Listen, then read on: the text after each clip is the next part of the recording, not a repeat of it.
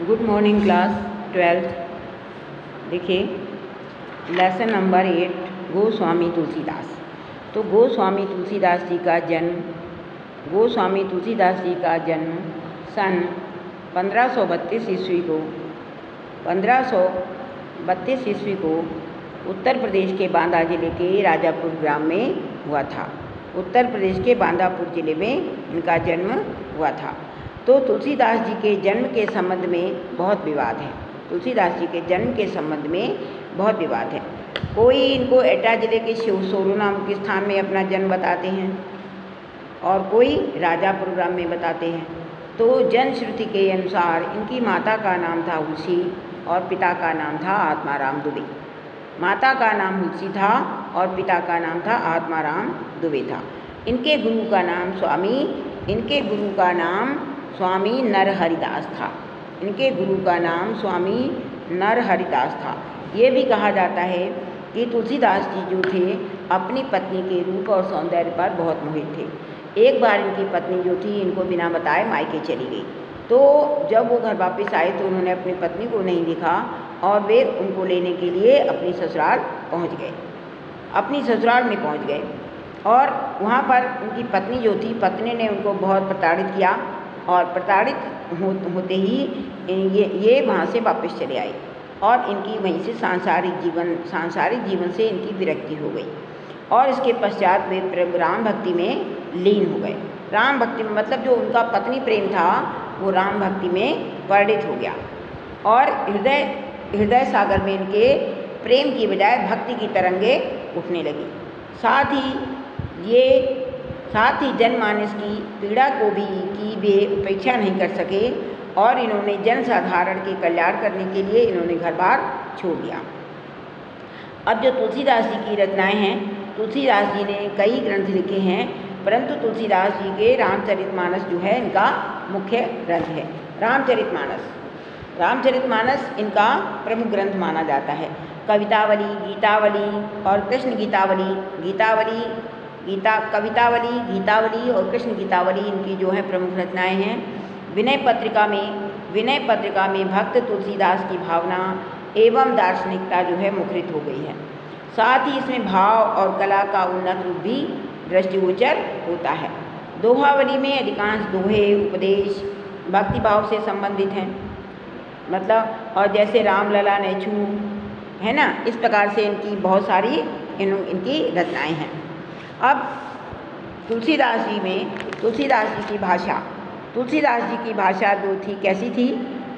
तुलसीदास जी की भाषा जो थी, भाषा पर इनका असाधारण अधिकार था, जैसे किसी भी कवि हिंदी को प्राप्त नहीं है। तुलसीदास जी ने ब्रज भाषा और अवधी भाषा दोनों ही भाषाओं में इन्होंने कविताएं लिखी।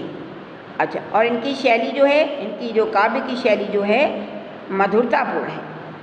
काव्य की शैली जो है कैसी है? इनकी मधुरतापूर्ण शैली है और मतलब साधारण शब्दों में असाधारण बात को कह देना इनकी शैली की प्रमुख विशेषता है।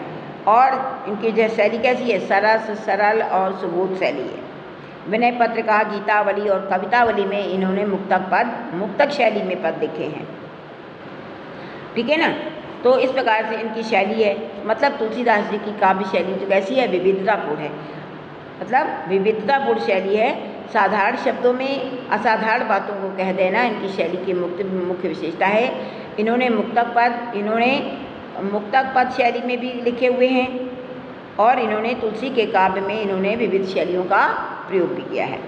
अलंकार जो थे तुलसीदास जी के काव्य में कहते हैं कि रूपक अलंकार नहीं, अनुप्रास, रूपक, उपमा, उत्प्रेक्षा और अतिशयोक्ति अलंकारों का प्रयोग किया गया है। इसके अतिरिक्त जो छंद हैं, छंद में सोठा, चौपाई, बरवई, हरिगीतिका, छप्पय, सवैया, कवित आदि का प्रयोग किया गया है। मतलब सोठा, चौपाई, बरवई, हरिगीतिका, छप्पय, सवैया और कवित आदि का वर्णन यहाँ पर किया गया है। अब आता है हिंदी साहित्य में इनका क्या स्थान है। हिंदी साहित्य में गोस्वामी तुलसीदास जी का वही स्थान है जो संस्कृत साहित्य में वाल्मीकि और वेद व्यास का है, जो संस्कृत साहित्य में वाल्मीकि और वेद व्यास का स्थान है, वही हिंदी साहित्य में तुलसीदास जी का स्थान है। अपनी अद्भुत प्रतिभा, श्रेष्ठ कवित्व शक्ति एवं प्रखर भक्ति भावना के कारण गोस्वामी तुलसीदास जी हिंदी साहित्य गगन में चंद्र के सदृश प्रकाशित हैं। चंद्रमा के समान वो शोभायमान हैं। सूरदास जी की समता, तुलसीदास जी की समता महाकवि सूर के अतिरिक्त हिंदी साहित्य का और कोई कवि नहीं कर सकता। तुलसीदास जी हिंदी साहित्य के ही नहीं, विश्व साहित्य के महान कवि हैं, क्योंकि आचार्य रामचंद्र शुक्ल जी ने कहा है कि गोस्वामी जी का प्रादुर्भाव हिंदी काव्य के क्षेत्र में एक चमत्कार समझना चाहिए। हिंदी काव्य की शक्ति का पूर्ण प्रसार उनकी रचनाओं में पहले ही दिखाई पड़ा। इनकी भक्ति रस भरी वाणी जैसी मंगलकारणी मानी गई है, वैसी किसी और की नहीं मानी गई है। तो इस प्रकार से जो तुलसीदास जी हैं, तुलसीदास जी का जीवन परिचय लिखा जाता है। तुलसीदास जी का सबसे पहले लिखेंगे जीवन परिचय। तो तुलसीदास जी जो हैं, तुलसीदास जी का बड़ा, इसमें देखिए कवितावली, इसमें पहला छंद जो लिखा हुआ है, कविता मतलब कि कवितावली जो लिखा गया है उत्तरकांड से दिया गया है इन्होंने। तो किस भी किसान में उन्होंने दिखलाया है कि संसार के अच्छे बुरे समस्त लीला प्रपंचों का आधार होता है पेट की आग। देखिए पहला जो लिखा है ना उत्तरकांड से जो दिया गया है कवितावली, इसमें बताया गया है कि संसार के समस्त के लीला प्रपंचों का आधार होता है पेट की आग, जिसका समाधान वे राम रूपी घनश्याम मतलब होता है मेघ के कृपा जल में देखते हैं। तो देखिए लिखा हुआ है उत्तरकांड से दिया गया है, इसको लिखा है किसबी माने क्या होता है, किसबी किसान। देखिए किसबी किसान कुल बनिक भिखारी भाट चाकर चपल नट चोर चार चोटकी पेट को पढ़त गुण गढ़त चार चढ़त गिरी अटत गहन गन अहन अखेटकी। ऊंचे नीचे करम धर्म अधर्म करी पेट ही को पचत बेचत बेटा बेटकी तुलसी बुझाई एक राम घनश्याम ही ते आग बढ़वागते बड़ी है आग पेट की। देखिए कहते हैं बनिक माने क्या होता है, किसान कुल बनिक मीन्स होता है बनिया मतलब होता है एक व्यापारी। भिखारी भाट कौन होते हैं, भाट होते हैं जो गाना गाते रहते हैं, जो किसी की बड़ाई में गाना गाते हैं, उन्हें कहते हैं भाट। चाकर मीन्स क्या होता है, चाकर मीन्स होता है नौकर। चप्पल नट, चप्पल माने क्या होता है, चप्पल मीन्स होता है चंचल, चप्पल मीन्स होता है चंचल व्यक्ति, और नट माने होता है नर्तकी, तो चंचल नर्तकी नाचने वाली। चोर चार चेटकी, चार मीन्स होता है गुप्तचर, चार मीन्स क्या होता है, चार मीन्स होता है गुप्तचर, और चेटकी मीन्स होता है जादूगर, चेटकी मीन्स होता है जादूगर।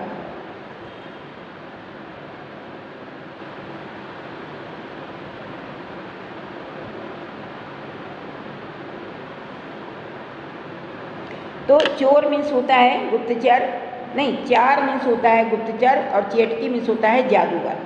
पेट को पढ़त गुण गढ़त चढ़त गिरी अटत गहन गणन अहन अखेटकी। आग मीन्स होता है अग्नि, अग्नि मीन्स आग मीन्स होता है अग्नि, और अटत गहन गन अहन अखेटकी। अहन मीन्स होता है दिन, और किसबी मीन्स होता है धंधा, किसबी मीन्स होता है धंधा। ऊंचे नीचे करम धर्म अधर्म करी तुलसी बुझाई एक राम घनश्याम थे। घनश्याम मतलब होता है, घनश्याम मतलब भगवान राम। तो देखिए प्रस्तुत कवित्व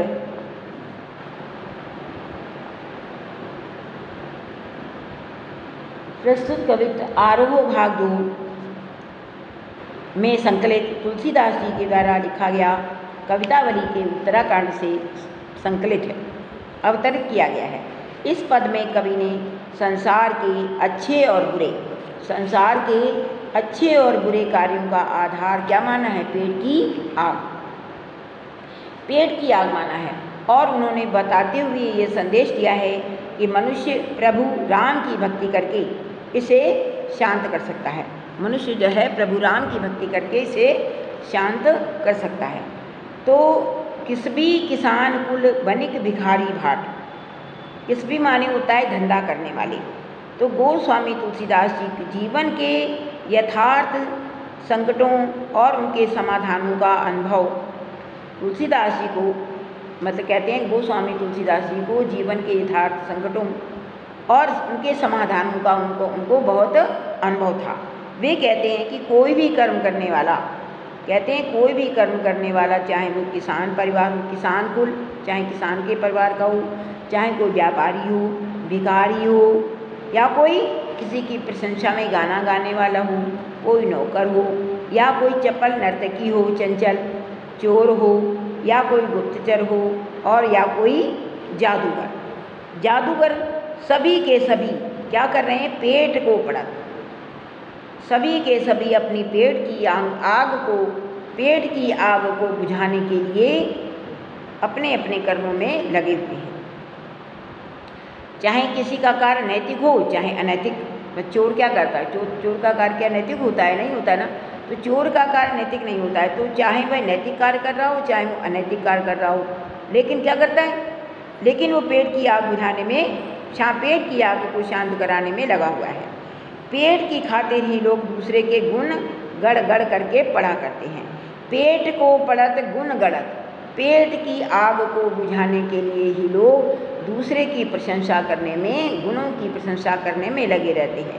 चढ़त गिरी, ऊंचे ऊंचे पहाड़ों पर चढ़ जाते हैं। अटत गहन गन, घने जंगलों का भ्रमण करते हैं। अटत गहन गन, घने जंगलों का भ्रमण करते हैं। अहन अखेट की, और फिर सारा दिन शिकार की खोज में बिता देते हैं। अखेट की में आखेट करना में होता है पूरा दिन, अहन माने दिन, पूरा दिन जो है शिकार करने में बिता देते हैं। ऊंचे नीचे कर्म धर्म अधर्म करें। ऊंचे नीचे मतलब कर्म करते हैं, ऊंचे नीचे मतलब ऊंच नीच के कार्य करते हैं, धर्म अधर्म का कार्य करते हैं। पेट ही को बचत बेचत बेटा बेटी, अपने पेट की आग को बुझाने के लिए वे अपने बेटा और बेटी को भी यहाँ तक कि बेच देते हैं। तुलसी बुझाई एक राम घनश्याम हिते, आग बढ़वाविते, बड़ी है आग पेट की। तुलसीदास जी कहते हैं पेट की आग ही इस संसार की, पेट की जो आग होती है, तुलसी बुझाई एक राम आग बढ़वाविते, बड़ी है पेट की आग पेट की। तुलसीदास जी कहते हैं सब आगों से बड़ी पेट की जो आग है, सब आगों से बड़ी जो है पेट की जो आग है वो सबसे बड़ी है, सबसे बड़ी सभी आगों से भयंकर है। और इसे कौन दूर कर सकता है? इसे मात्र प्रभु राम रूपी घनश्याम बुझाई एक राम घनश्याम।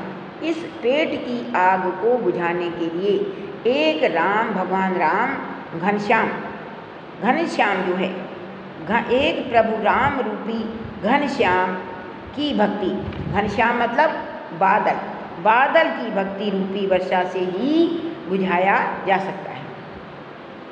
इसे मात्र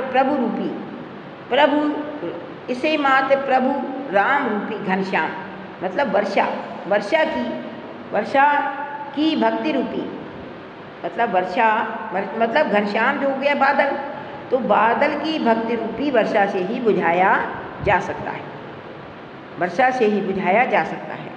ठीक, तो इसमें क्या है?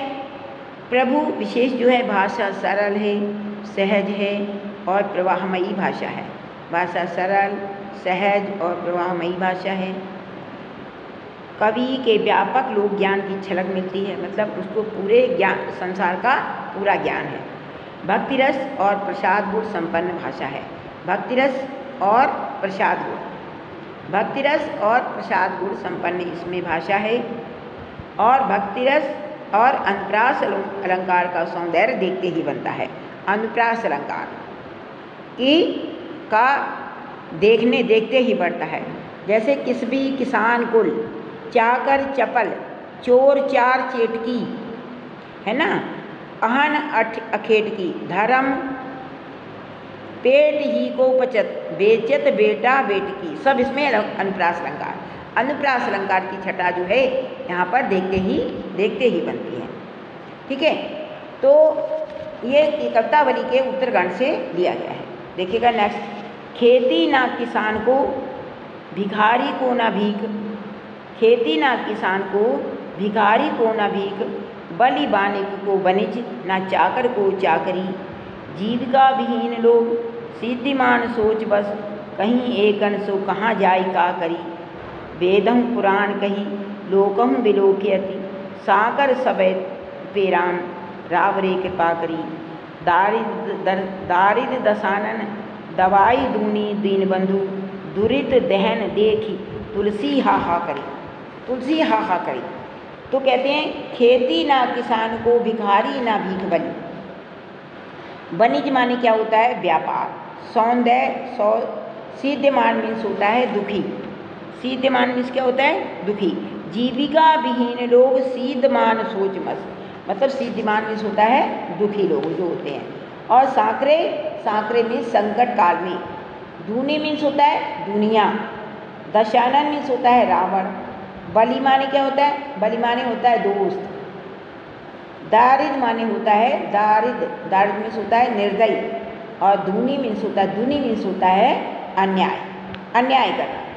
तो इन पंक्तियों में कवि ने प्रकृति और शासन की विषमता से उपजी, मतलब प्रकृति के द्वारा और शासन की विषमता से उपजी हुई बेकारी और गरीबी की पीड़ा का यहाँ पर यथार्थ चित्रण कर दिया है। मतलब कवि ने प्रकृति के द्वारा और शासन की विषमता से उपजी हुई दरिद्रता का, दरिद्रता की, बेकारी और गरीबी की पीड़ा का यथार्थपूर्वक चित्रण यहाँ पर इन्होंने यहाँ पर चित्रण किया है। तो कहते हैं खेती ना किसान को। तुलसीदास जी श्री राम को संबोधित करते हुए कहते हैं कि इस समय समाज के सभी लोग दरिद्रता से ग्रस्त हैं, वे अपनी रोजी रोटी के अभाव में व्यथित हैं। खेती ना किसान को मतलब क्या है? भगवान राम को संबोधित करते हुए कहते हैं कि इस समय लोग जो हैं गरीबी से या भुखमरी से, मतलब रोजी रोटी के अभाव में वे बहुत व्यथित हैं। किसान के पास खेती करने के साधनों का अभाव है। खेती ना किसान को, खेती, किसान के पास खेती करने के साधनों का अभाव है। भिखारी को ना भीख, और भिखारी को कोई भीख नहीं मिलती है। बलि बनिक को बनिज, बलि बनिक को बनिज कहते हैं, मतलब संपन्न, साधन संपन्न के लोगों के होने पर भी भिखारियों को भीख नहीं मिल पाती है। और उचित साधनों के अभाव में, उचित साधनों के अभाव में जो व्यापार वैश्य जो है वो व्यापार नहीं कर पा रहे हैं। और नौकरी चाहने वालों को नौकरी नहीं मिल रही है। नौकरी चाहने वालों को नौकरी चाहने वालों को नौकरी नहीं मिल रही है। ना चाकर को चाकरी, ना चाकर मतलब ना नौकरी करने वालों को नौकरी मिल रही है। जीविका विहीन लोग, सभी लोग अपनी जीविका से विहीन हैं, मतलब किसी को अपनी जीवन चलाने का कोई साधन प्राप्त नहीं हो रहा है। इसलिए सब लोग क्या हैं? दुखी हैं कि अब क्या किया जाए, कहाँ जाया जाए। वेदों और पुराणों में ऐसा कहा गया है और संसार में ऐसा देखा भी गया है कि ऐसे संकट की स्थिति में आपने ही सब पर कृपा की है। इस समय दरिद्रता रूपी रावण ने सभी को बुरी तरह से दबा रखा है, मतलब सभी दरिद्रता से त्रस्त हो चुके हैं। तो तुलसीदास जी कहते हैं कि हे प्रभु राम, आप तो सब पापों का नाश करने वाले हैं, अतः आप ही समाज को गरीबी से उबारिए। मैं आपसे मतलब वो कहते हैं कि मैं आपसे विनती पूर्वक ये सब कह रहा हूँ, मैं आपसे विनती पूर्वक कह रहा हूँ। फिर से देखिएगा, कहते हैं खेती ना किसान को, कहते हैं भगवान राम को संबोधित करते हुए कहते हैं कि ये प्रकृति के द्वारा और शासन की विषमता के कारण सभी लोग जो हैं बहुत ही दुखी हैं। किसान को खेती करने के उचित साधन जो है प्राप्त नहीं हो पा रहे हैं, जिससे वह खेती नहीं कर पा रहा है। भिखारी को न भी और दुनिया के मतलब संसार के साधन संपन्न होते हुए भी लोग भिखारी को भीख नहीं दे रहे हैं, बल्कि वाणिक को वणिज, और व्यापारियों को साधन संपन्न होते हुए भी वो काम नहीं कर पा रहे हैं। ना चाकर को चाकरी, और नौकरी करने वालों को मतलब नौकरी करने वालों को कोई नौकरी भी प्राप्त नहीं हो रही है। जीविका विहीन लोग, सभी लोग अपनी जीविका से विहीन हैं, मतलब उनको कोई काम नहीं मिल पा रहा है। साध्यमान सोच, बस सब लोग ये सोच करके बहुत दुखी हैं। कहें एकन सो कहाँ जाई का करी, वे एक दूसरे से कह रहे हैं कहाँ जाएं, बताइए क्या करें। वेद हूँ पुराण कही, वेदों और पुराणों में ये कहा गया है, लोकहूँ विलोक्यति, और इस संसार के लोगों को देख करके सांकरे सभय पे सब लोग जो हैं, सब लोग क्या कर रहे हैं कि अब क्या किया जाए। वेदों और पुराणों में कहा गया है और संसार में ऐसा देखा भी गया है। लोकहूँ विलोक्यति, वेदों और पुराणों में कहा गया है और इस संसार में देखा भी गया है। सांकरे सभय पे कि आपने सब पर कृपा की है, आपने सभी पर कृपा की है। सांकरे सभय पे आपने सभी पर दया की है। राम रावरी कृपा करी, हे राम आप मुझ पर भी कृपा करो। दारिद्र दशानन दवाई धूनी दीन बंधु, हे दीन बंधु, जिस प्रकार से रावण ने सभी पापों को बुरी तरह डाल, जिस प्रकार से इस समय दरिद्रता रूपी रावण ने सभी को बुरी तरह से दबा रखा है। इस समय दरिद्रता रूपी रावण ने सभी को बुरी तरह से दबा रखा है, मतलब सभी लोग दरिद्रता से त्रस्त हैं। तो तुलसीदास जी कहते हैं, हे प्रभु राम आप तो सब पापों का नाश करने वाले हैं, आप हमें इस दरिद्रता से उबार दीजिएगा। व दारिद्र दशानन दवाई धूनी दीन बंधु, हे दीन बंधु, दशानन मतलब होता है रावण। इस समय रावण रूपी दरिद्रता से सब लोग बुरी तरह से त्रस्त हैं, या इस दरिद्रता ने मतलब रावण रूपी दरिद्रता ने सबको बुरी तरीके से दबा रखा है। इसलिए हे भई भगवान राम आप इस दरिद्रता रूपी रावण से हमें बचाइएगा। तो विशेष में देखिएगा इसमें सामाजिक तुलसीदास जी ने तत्कालीन सामाजिक दशा का यहाँ पर सजीव चित्रण कर दिया है।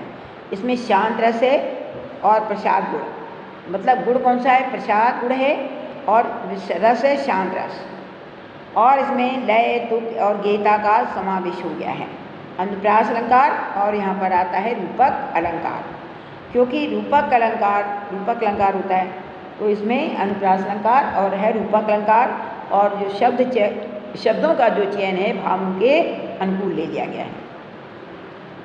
शब्दों का चयन भावों के अनुकूल ले लिया गया है, ठीक है ना। अब देखिए नेक्स्ट आता है धूत कहूँ अवधूत कहूँ, रजपुतु कहूँ जोल्हा कहूँ को, काहू को बेटी सो बेटा ना ब्याहक, काहू की जाति बिगाड़ ना सोहू, तुलसी सरनाम गुलाम है राम को, जाको रुचय सो कहे कछु को, मांग पे खेबो मसीत को सोइबो, लेबे को एक ना देव को कोई। कहते हैं धूत कहूँ, धूत मतलब होता है धूर्त जो होता है। अवधूत कहूँ, अवधूत मीन्स होता है सन्यासी।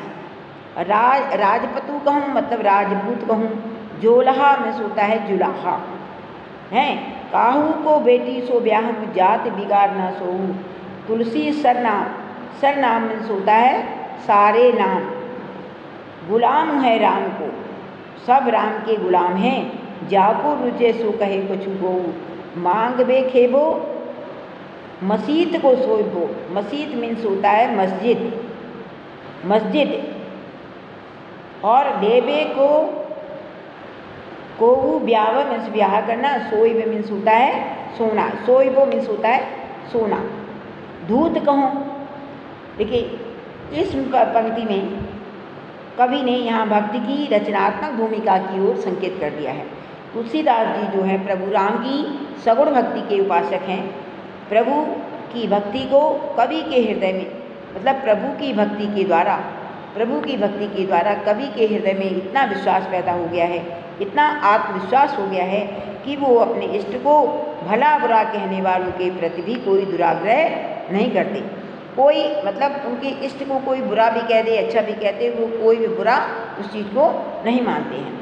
कहते हैं कि चाहे मेरे प्रभु को कोई धूर्त कह दे, चाहे कोई अवधूत कह दे, मतलब चाहे कोई सन्यासी कह दे, चाहे कोई राजपूत कह दे, चाहे कोई जुलाहा कह दे, और जुलाहा कहे को चाहे कोई जुलाहा कर दे, वे जैसे भी हैं वैसे ही ठीक है। वे किसी की बेटी से अपने बेटे का विवाह नहीं करने जा काहू की बेटी सो बेटा ना ब्याह। वह किसी की बेटी से अपने बेटे का विवाह करना नहीं जा रहे हैं। काहू की जाति बिगाड़े ना सोई, और ना वे किसी की जाति को बिगाड़ना चाहते हैं। तो तुलसीदास जी कहते हैं सरनाम गुलामों है राम को। मैं कि सभी जातियां जो हैं, सभी प्रभु राम के नाम की गुलाम हैं। सभी जातियां जो हैं प्रभु राम नाम, सभी नाम श्री राम के गुलाम हैं। इसलिए उन्हें जो नाम या जाति रुचेगी, जाको रुचे, जिसको जो जाति या जिसको जो नाम अच्छा लगेगा सो कहे कछुओ। जो जिसको अच्छा लगे वो वही कह दे। मांगे के खेबो, जो मांग कर खाते हैं, मांग के खेबो जो मांग के खाते हैं। मस्जिद को सोइबो जो मस्जिद में सोते हैं। लेबे को एक ना देव को कोई, हमें ना किसी से कोई लेना और देना। लेबे को एक, ना हमें किसी से कुछ लेना है और ना किसी को कुछ हमें देना है, ना किसी को कुछ देना है। भाव यह है कि ईश्वर की, कहते हैं, कोई भी जाति नहीं होती है, कोई उसका मजहब नहीं होता है। सभी उसे मनचाहा नाम दे करके उसकी भक्ति में रच सकते हैं। तो भाषा जो है कोमल पदावली युक्त भाषा, कोमल कांत पदावली युक्त भाषा है। सवैया, इसमें सवैया छंद का प्रयोग कर दिया गया है। भक्ति रस है भक्ति, और गुण है प्रसाद, और अनुप्रास की छटा जो है आकर्षक बन पड़ी है। शब्द चयन जो है भावों के अनुकूल है। को सो औ पद लय, और इसका भी प्रयोग किया गया है। और अनुप्रास की छटा काहू की बेटा ना ब्याह, बेटी सो बेटा ना ब्याह, है ना। और लेबे को सोइबो, लेबे को एक ना देव को कोई। तो इसमें सब अनुप्रास अलंकार का प्रयोग किया गया है। देखिए फिर से एक बार, चाहे मुझे कोई धूर्त कह दे, चाहे उनको कोई मूर्ख धूर्त कह दे, चाहे कोई सन्यासी कह दे, चाहे कोई राजपूत कह दे, और चाहे कोई जुलाहा कह दे। कहो कोई कुछ भी कह दे, कोई कुछ भी कह दे, उन्हें चाहे वे जैसे भी हैं ठीक है। वे किसी की काहू को बेटी सो बेटा ना ब्याह, वे किसी की बेटी से अपने बेटे का विवाह नहीं करना जा रहे। काहू की जाति बिगाड़ न सो, और ना वो किसी की जाति को बिगाड़ने जा रहे हैं। तुलसीदास जी कहते हैं सरनाम गुलाम है राम को। सब लोग जो हैं राम के गुलाम हैं, सब लोग जो हैं राम के नाम के गुलाम हैं। इसलिए राम को जो जिसको अच्छा लगता है सो कहे कुछ हो, वो जो जिसको अच्छा लगता है वह वही कुछ बोले। मांग के खेबो, मांग के खाना, किसी को मांग के खाना अच्छा लगता है, जो मांग करके खाते हैं। मांग के खेबो जो मांग करके खाते हैं, और जो मस्जिद में जा कर के सोते हैं, है ना। मस्जिद में लेबे को एक ना देवे को कोई, हमें ना किसी से कुछ लेना है और ना ही हमें किसी से कुछ देना है। कहने का भाव ये है कि ईश्वर की कोई भी जाति नहीं होती, उसका कोई भी मजहब नहीं होता। इसलिए कोई भी व्यक्ति उसे अपना मनचाहा नाम दे करके उसकी भक्ति में रच सकते हैं, उसकी भक्ति में रच सकते हैं।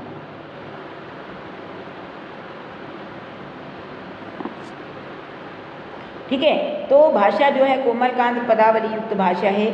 सवैया छंद का सुंदर निर्वाह हो गया है। सामाजिक एकता का सुंदर उदाहरण प्रस्तुत है, और अनुप्रास अलंकार का प्रयोग हुआ है, और शब्द चयन जो है शब्द चयन जो है, शब्द चयन भावों के अनुकूल है।